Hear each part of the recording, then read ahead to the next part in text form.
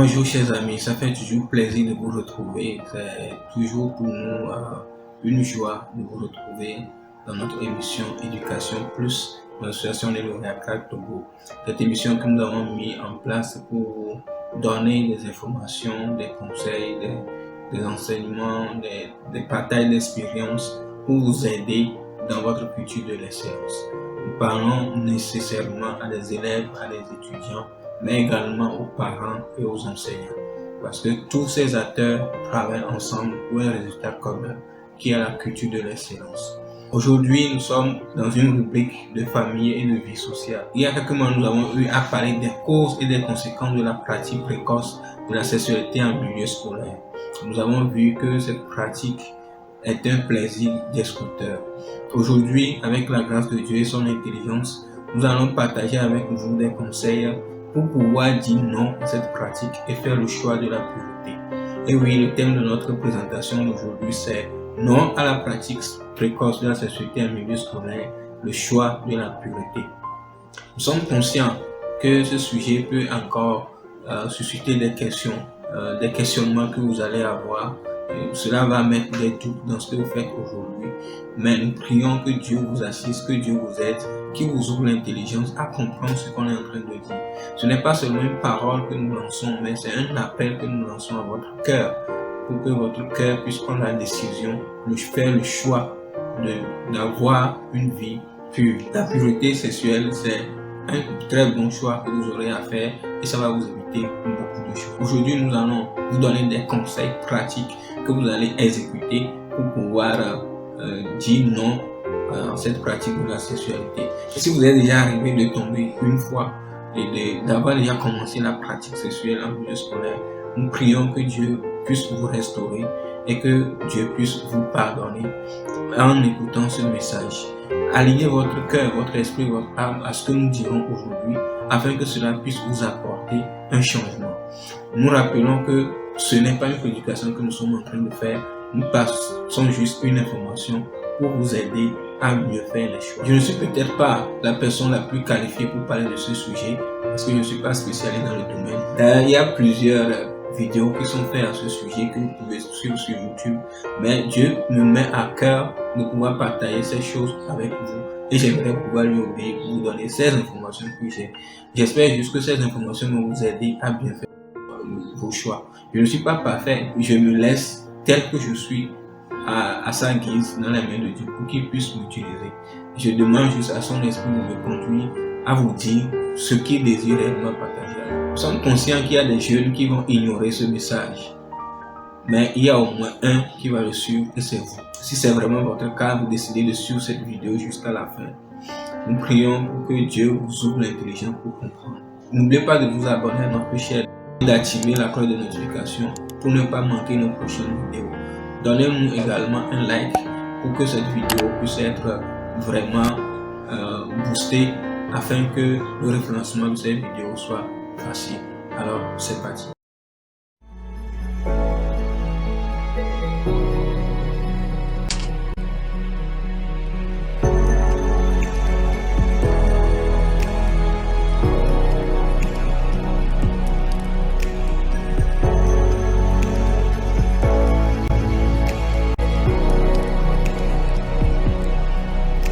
Comment éviter la pratique précoce de la sexualité? C'est le thème de notre vidéo d'aujourd'hui. Comment dire non à la pratique de la sexualité en milieu scolaire et comment faire le choix de la pureté. Il faut savoir que la pratique de la sexualité de l'élève ne dépend pas seulement de lui. Ça n'engage pas seulement l'élève, ça engage autant l'élève que ses parents, que ses enseignants, que ses voisins, que la société tout entière. Parce que chacun a une responsabilité à jouer, chacun a une part à jouer pour pouvoir aider l'élève à s'en sortir. Donc aussi bien l'élève que les enseignants, que les chefs d'établissement, que les parents sont impliqués. Et chacun a sa responsabilité pour résoudre ce problème.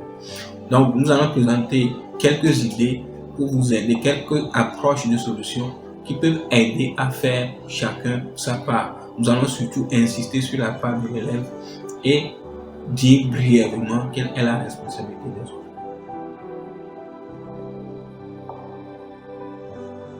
Quel est le rôle de l'élève pour éviter la pratique précoce de la sexualité? Il faut dire que l'élève reste le premier responsable, le premier acteur, le premier à pouvoir prendre la décision pour pouvoir dire non à cette pratique sexuelle. Il doit pouvoir prendre de bonnes décisions et être en mesure de les appliquer. Le choix qui peut aider l'élève à lutter efficacement contre les impacts, tous les impacts de la sexualité précoce, aussi bien les impacts physiques, les impacts académiques qu'émotionnels, et à le protéger de manière efficace et protéger sa famille et la société contre les conséquences de ces pratiques, c'est le choix de la pureté, le choix de l'abstinence sexuelle. Autrement dit, c'est choisir librement et volontairement de ne pas se livrer à des relations et des pratiques sexuelles avant le mariage. Et oui, cela va peut-être vous choquer de l'entendre ainsi, mais c'est la vérité. Parce que autour de vous, vous avez déjà eu à entendre, à voir, à recevoir beaucoup d'enseignements qui vous ont expliqué, qui vous ont donné l'impression qu'il y a des bienfaits, des avantages à la pratique précoce ou au fait de faire l'amour à tout vent et comme bon vous semble. Mais détrompez-vous. Détrompez-vous, ces messages, ces informations ne sont pas vraies. Parce que la plupart du temps, les mêmes messages passent à côté des conséquences psychologiques, des conséquences spirituelles, des conséquences émotionnelles que cela peut vous entraîner. Et néglige d'en parler le plus souvent. Donc, ces conseils que vous recevez ou bien ces images que vous recevez et qui vous donnent l'impression que faire l'amour, avoir des relations sexuelles, des relations amoureuses, c'est sans conséquence, détrompez-vous. Ce sont des perversions et des mensonges. La sexualité est une très belle chose que Dieu a faite. Rappelez-vous, c'est une très belle chose. Elle est accompagnée de bénédictions quand c'est pratiqué dans le cadre que Dieu a mis. Autrement dit, dans le cadre du mariage. Mais cela peut également être destructeur quand ce n'est pas dans le cadre de Dieu. Et vous avez connu les conséquences, nous en avons parlé dans nos vidéos. Rappelez-vous que la pratique précoce de la sexualité a des conséquences sur plusieurs plans, notamment le plan physique, émotionnel, mais surtout spirituel. Et ce qui vous protège contre ces dangers, c'est le choix de la pureté. Ce n'est pas seulement une abstention, le choix de s'abstenir d'un rapport sexuel, mais c'est bien au-delà. Mais c'est également une abstention de toute relation et pratique sexuelle. Cela passe également par le choix, le meilleur choix de vos amis, le meilleur choix de votre habillement, votre coiffure. Tout cela reflète votre identité sexuelle et l'expression de votre sexualité. Vous pouvez dire que vous ne fréquentez pas le sexe opposé, mais votre habillement donne un autre signal qui n'est pas en accord avec votre vie au quotidien. Donc, le choix de l'abstinence passe également par le choix de votre vêtement, le choix de vos tendances musicales, le choix de vos amis.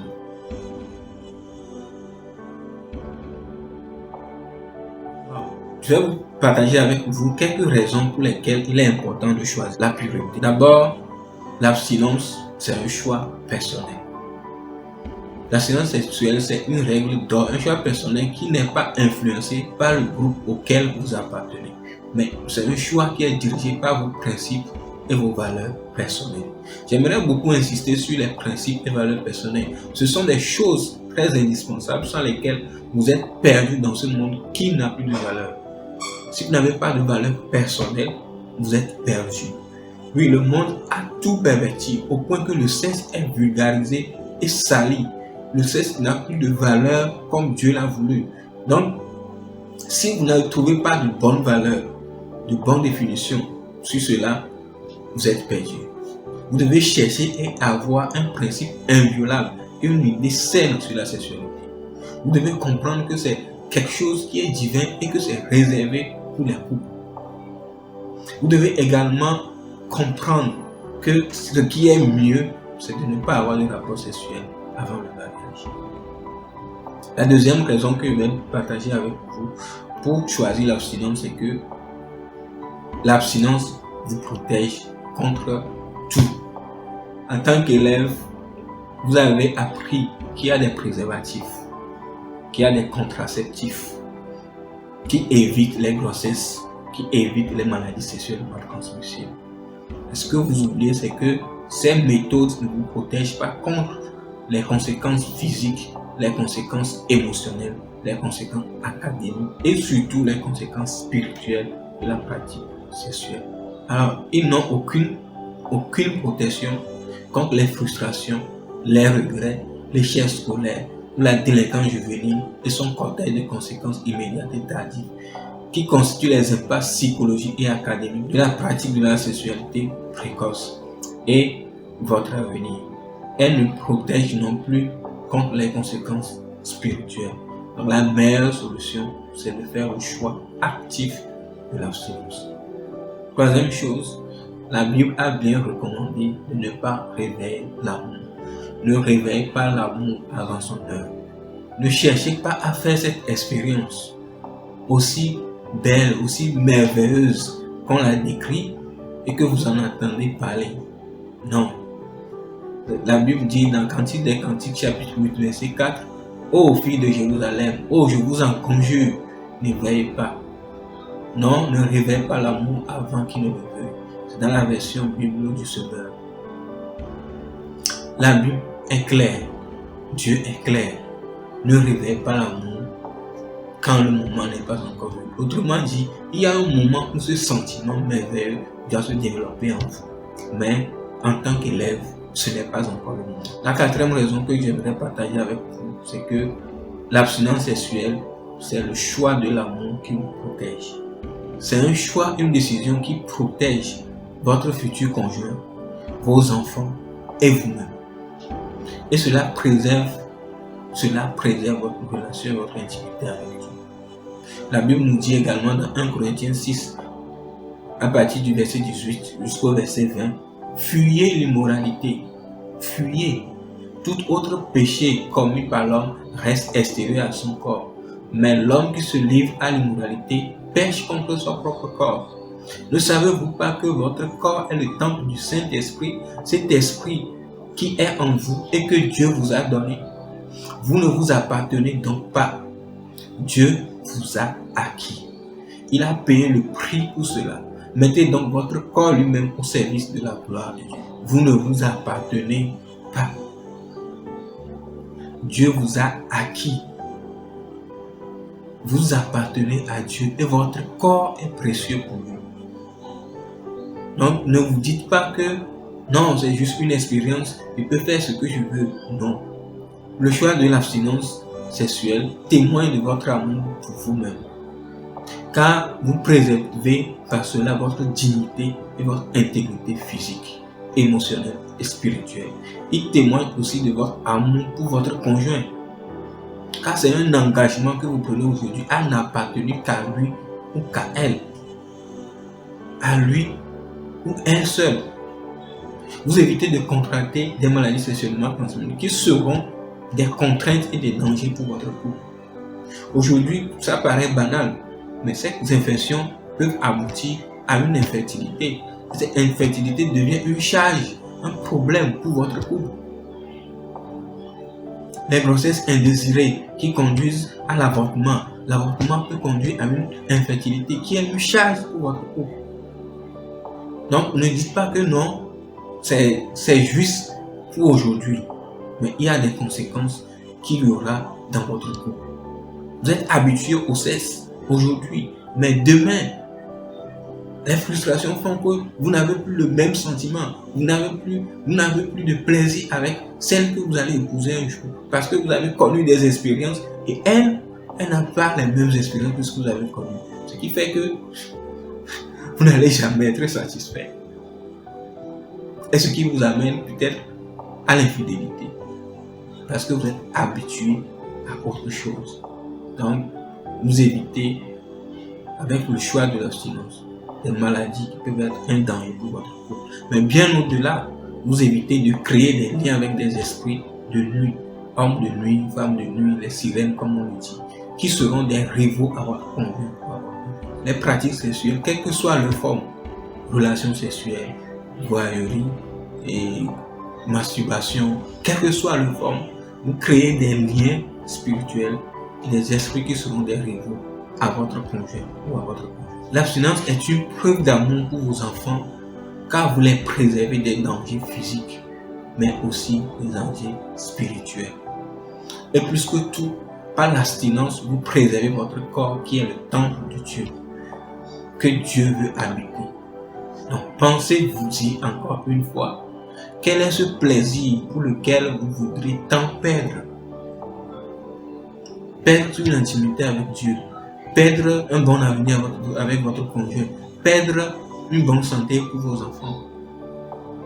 Soyez-en aussi certains que celui ou celle qui respecte votre désir d'abstinence sexuelle vous respecte, vous honore et vous aime.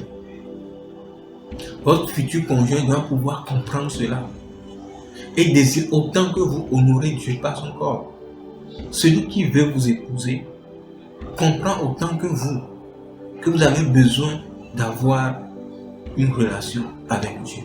Et pour garder votre intimité avec Dieu, vous avez besoin de rester chaste et pur. Et s'il vous est déjà arrivé de tomber, si vous êtes déjà arrivé d'aller dans l'impudicité ou quelque autre forme de sexualité précoce, Dieu veut vous restaurer. Il veut vous restaurer si vous vous repentez sincèrement.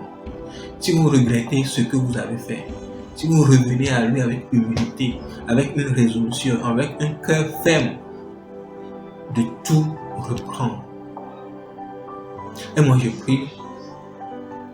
je prie en ce moment pour que vous trouviez la foi et le courage de revenir à Dieu, pour qu'il vous restaure, pour qu'il vous guérisse de toutes ces blessures physiques, émotionnelles et spirituelles liées à votre pratique de la sexualité, à votre pratique ancienne de la sexualité précoce, sous une quelconque forme que ce soit.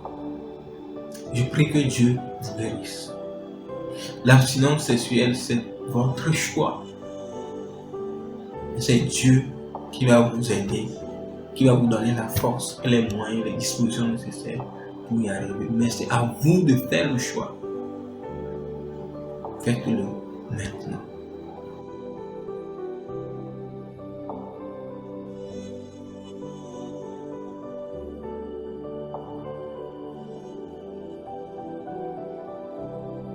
Si vous avez fait le choix, si vous avez fait le choix de la pureté, alors j'aimerais partager avec vous cette idée par laquelle vous pouvez vous préserver de la pratique précoce de la sexualité.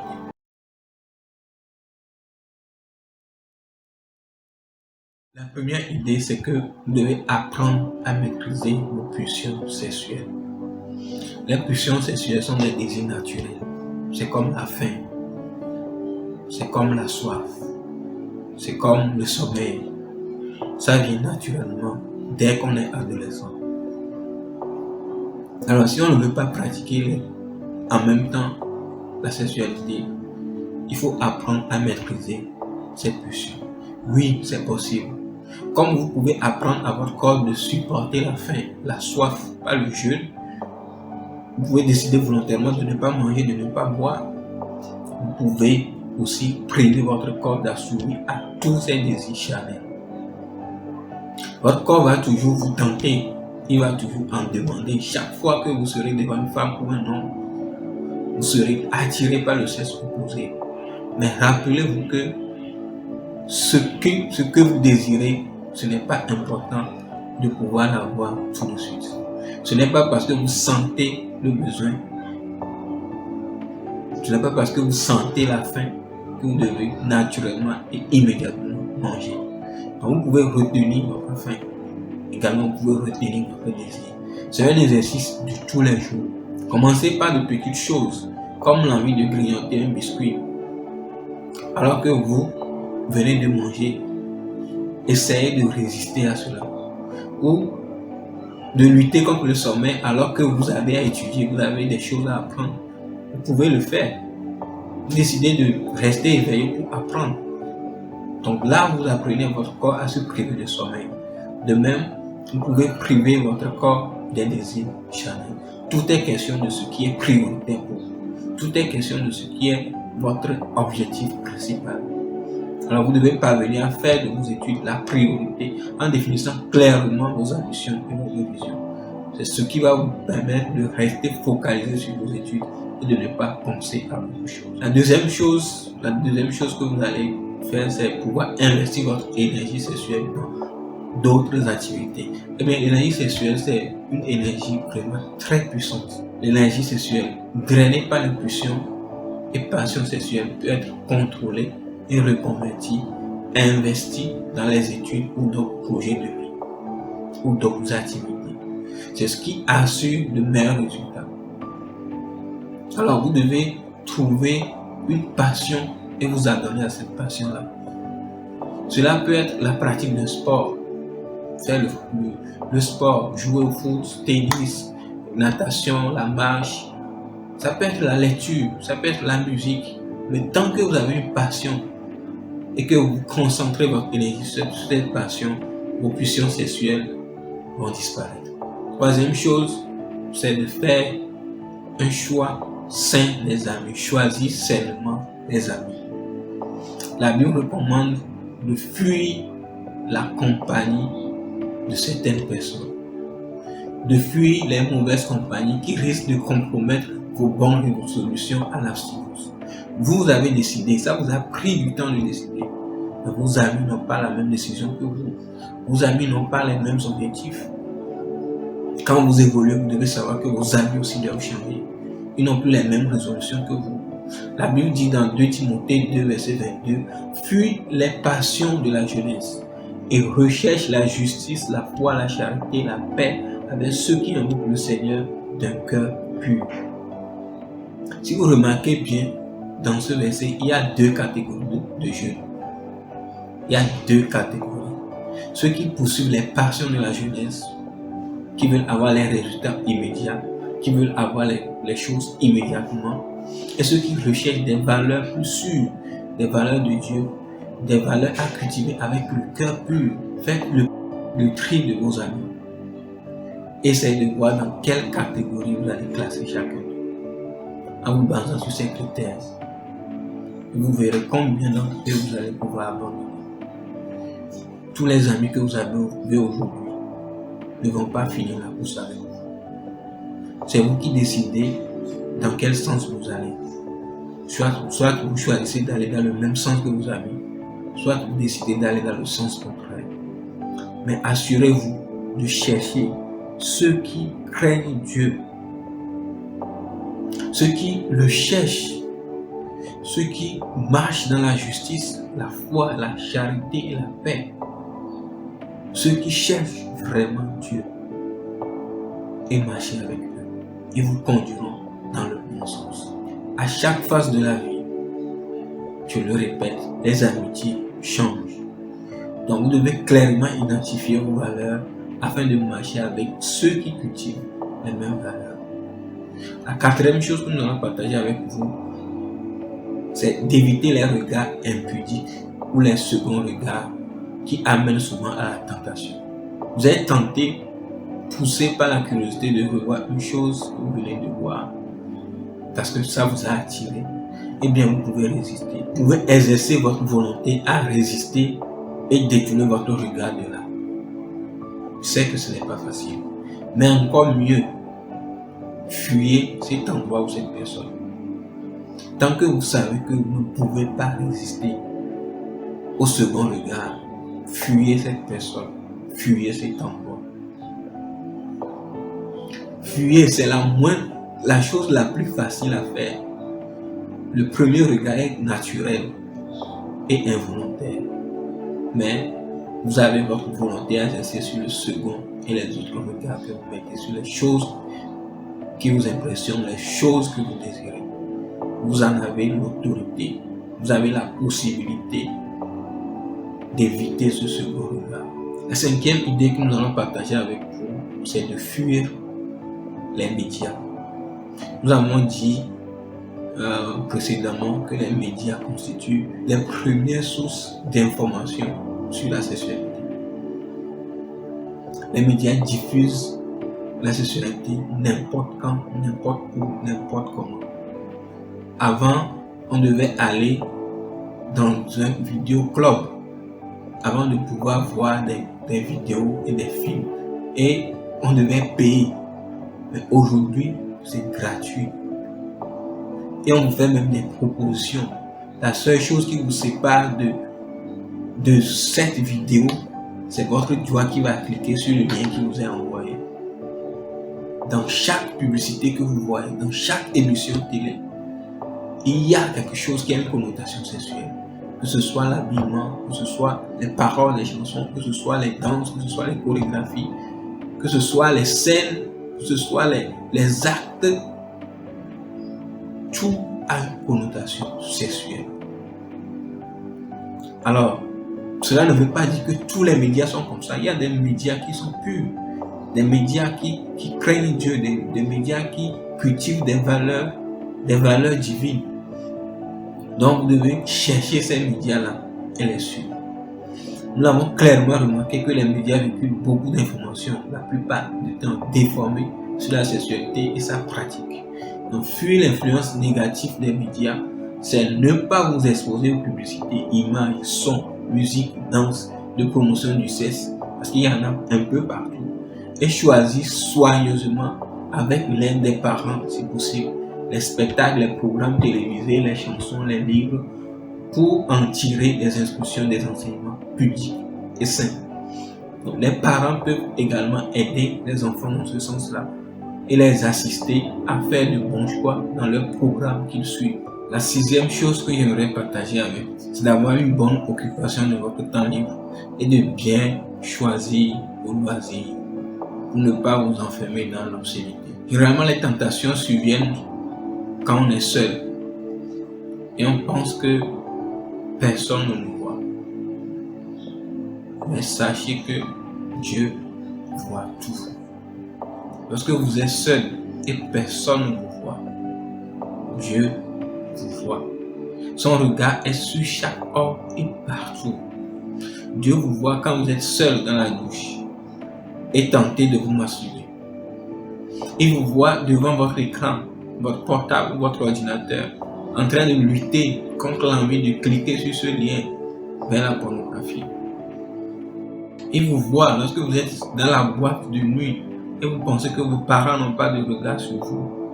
Dieu vous voit. Lorsque vous êtes seul dans votre chambre à vous morfondre parce qu'il y a un petit ami qui vous a largué, Dieu vous voit. Il ne voit pas seulement la tentation qui vient à vous, mais également il voit surtout la disposition de votre cœur en ce moment. La disposition de votre cœur à lutter contre cela. Et il l'espère, il croit en vous. Il espère que vous allez faire le bon choix. Vous allez décider d'obéir à sa voix. Parce que le moment où la tentation vous parle, Dieu aussi vous parle. Il vous rappelle les bonnes choses, il vous rappelle ce qu'il faut faire. Il attend que vous choisissiez de lui obéir. Il croit que vous allez choisir de vaincre le mal par le bien.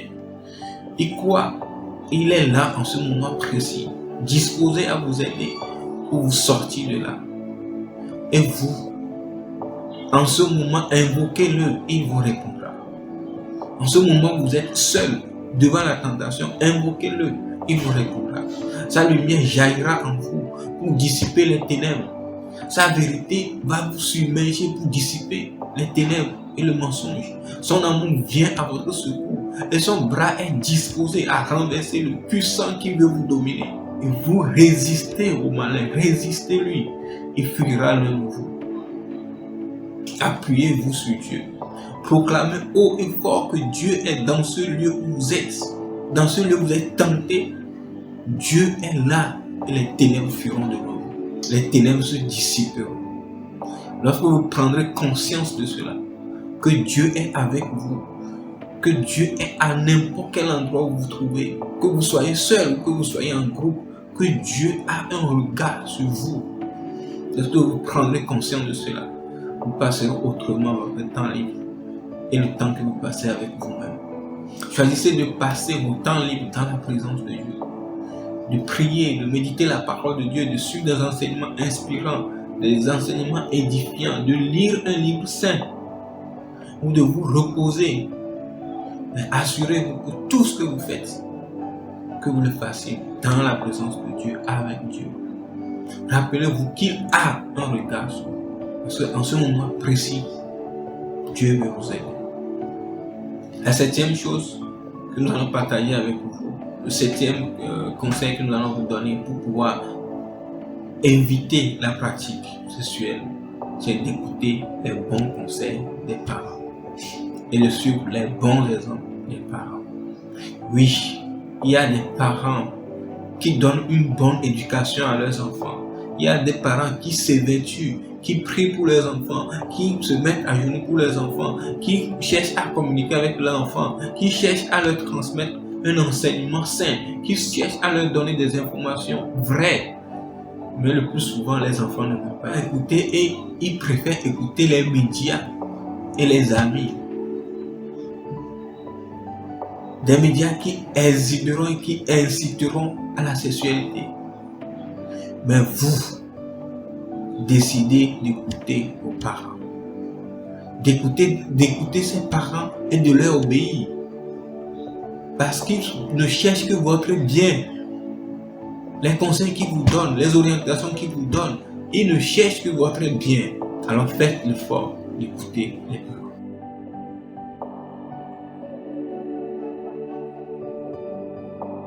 Voici les quelques idées que nous avons prévu partager avec vous pour vous aider à lutter contre la sexualité, la pratique de la sexualité. Nous avons parcouru aujourd'hui la part de l'élève, la part de l'enfant. Nous verrons plus tard dans notre épisode le rôle des parents, le rôle des enseignants, le rôle de la société, le rôle des médias, le rôle de tous les autres acteurs pour lutter efficacement contre cela. En conclusion, la sexualité est une très bonne chose. C'est une belle chose que Dieu a créée, qu'il a accompagnée de merveilleuses bénédictions, de bénédictions exceptionnelles et excellentes. Si nous la pratiquons dans le cadre qu'il a défini, autrement dit, dans le cadre du mariage.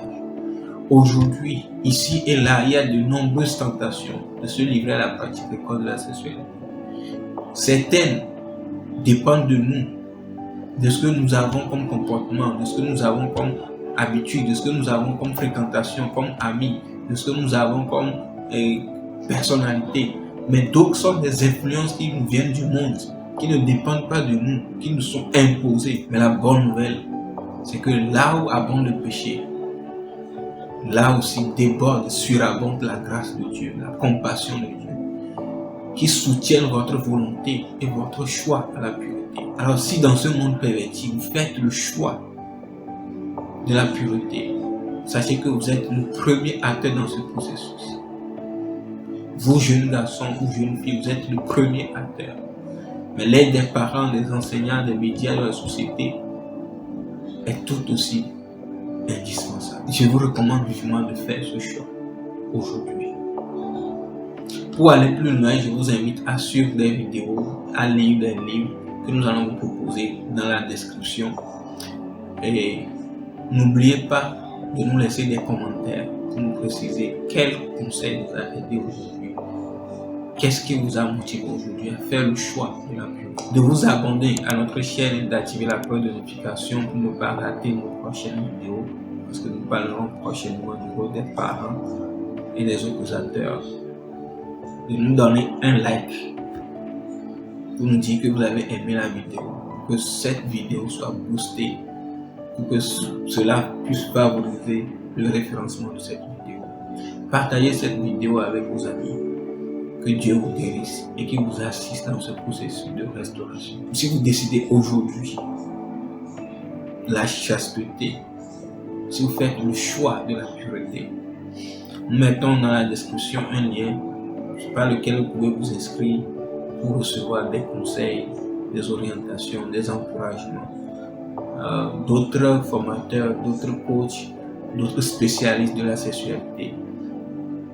Et nous vous encourageons vivement à rejoindre des groupes d'enseignement, des groupes de partage sur la sexualité qui vont vous aider à mieux vivre votre sexualité. Merci et à la prochaine.